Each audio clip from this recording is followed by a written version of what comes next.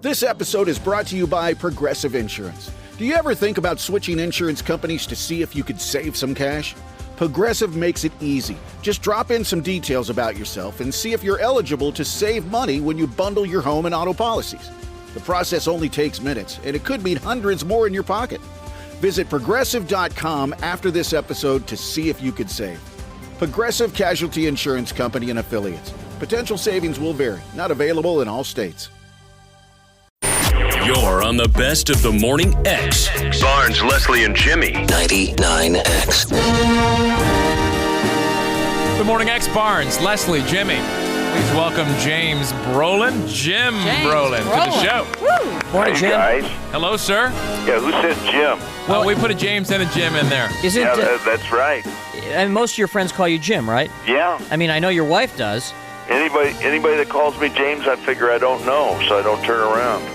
Right, Good the thing DMV. we got the Jim in then. Yeah. You look exactly the same as when we watched you in Hotel and Marcus Welby. You look phenomenal. Except for my bleached hair, right? Well, let me ask you about that. Now, it seemed like all of a sudden, out of nowhere, you were going au natural with the hair. Like, I remember that's exactly what happened. I was dyeing it as fast as I could, and then one day somebody said stop, and I said, what are you talking about? Well, Was that somebody, Barbra Streisand? No, that was before. Well, during... And, I said, I'll never work. Oh, excuse me. I said, I'll never work again. Come on. I was wrong. So, now wait, so were you dyeing it during the Welby years? Yeah. So you, Well, it actually began to turn during the Welby years, you know. How old were you when you first started getting gray? Well, I got my first gray hairs probably when I was in my late 30s, but, it wasn't that bad, you know. I don't mean with the Welby years. I meant the hotel years. Oh, The okay. hotel years, Yeah, it was okay. dark in the beginning, and then it started getting gray real fast, so I just tried to maintain, and then I got out of there, and I thought, well, gee, if I stop dyeing it now, I'll never work again. And actually, it was the reverse. The minute I stopped, I started working all the time. Sound like the pressure of that hotel was getting to you. Right? It could be.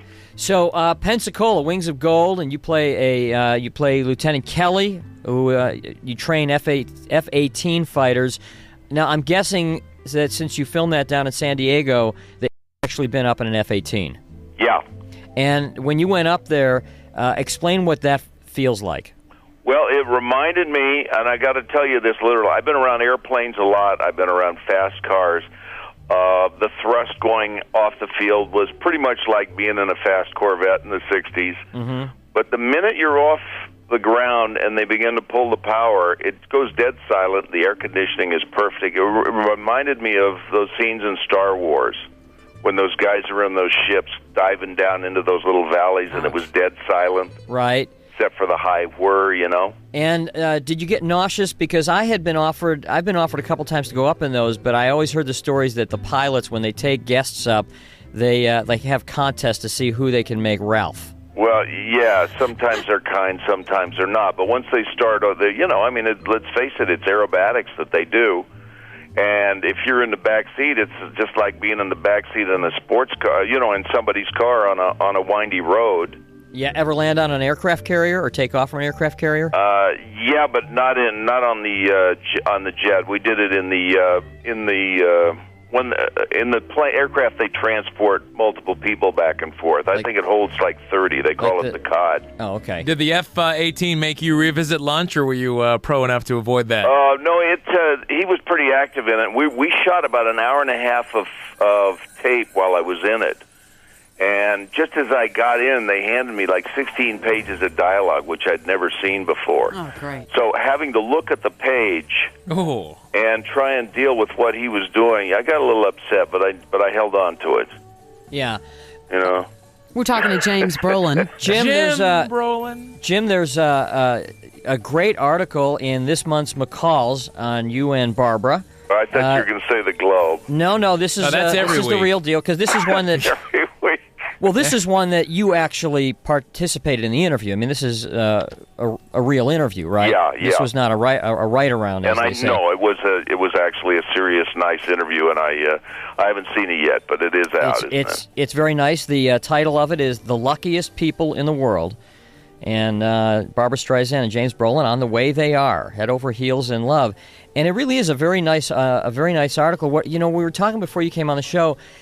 Are you consciously aware now that, like, when you go to pump gas, when you go to a fast food restaurant, when you go to a convenience store, that somewhere out of your sight, there's some dude with a telephoto lens planted on you. Yeah, we've been. They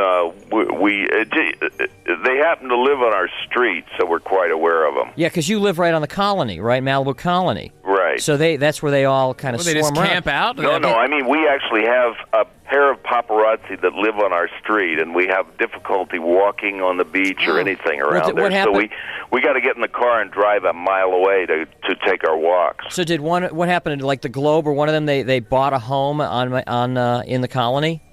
No, these guys were already on the. There's all kinds of houses in Malibu, and these guys already live there.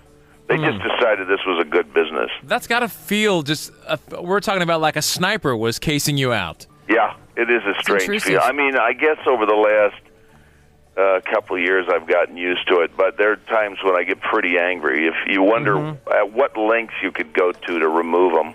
Well, I loved what you guys did at the wedding. Didn't you pipe some heavy metal music into Yeah, that wasn't our idea. Actually, it was security's idea. It was a great idea. I wouldn't have gone that far just for the mercy of the neighbors, but it did work. What was it, like Metallica or something? You piped some music Yeah, I just guess they put some big speakers on the top of some trucks and just cranked it up. That's great. I'll tell you something. One of the things in this article that and it goes into how you guys met and how you guys, and how you were in a point in your life where you really weren't interested in falling in love at that point because you'd been burned too many times. And most of that logical stuff is true. Anything that you read that sounds a little out of sorts probably isn't true.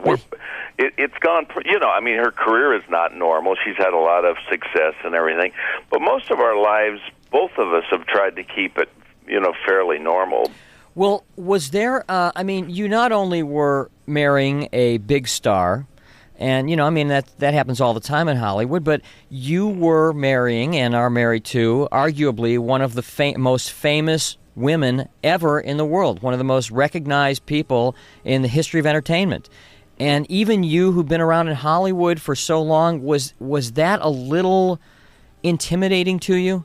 No, because, I don't know. It's my peculiarity. I've never asked anybody for an autograph. I always wait till I go to work with them and see if it's a nice guy or a nice gal, and that's about all that it's ever meant to me, Yeah.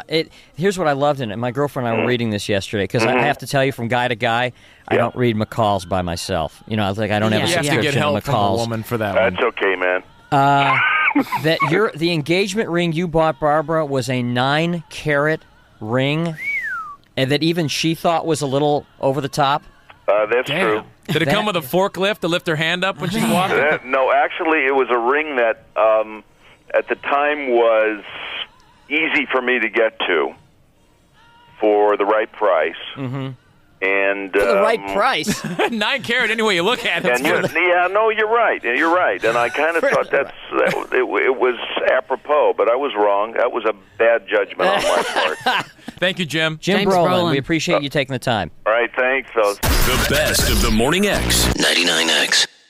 Former U.S. Navy SEAL Sean Ryan captures real stories about sacrifice and strength. We go into this hooch searching for Christ knows what. Regardless if anybody else does it, will you do it? There's a lot of things that are hurtful and disturbing. Can't get anybody to talk about it. Uncovering truth with the heroes who live to tell it. There's a saying, there's no atheist in a foxhole. That was the hardest part for you coming home. Was. How'd you get through it? I worked hard. The Sean Ryan Show. You ready? Let's do it. All right, let's go. Follow and listen on your favorite platform.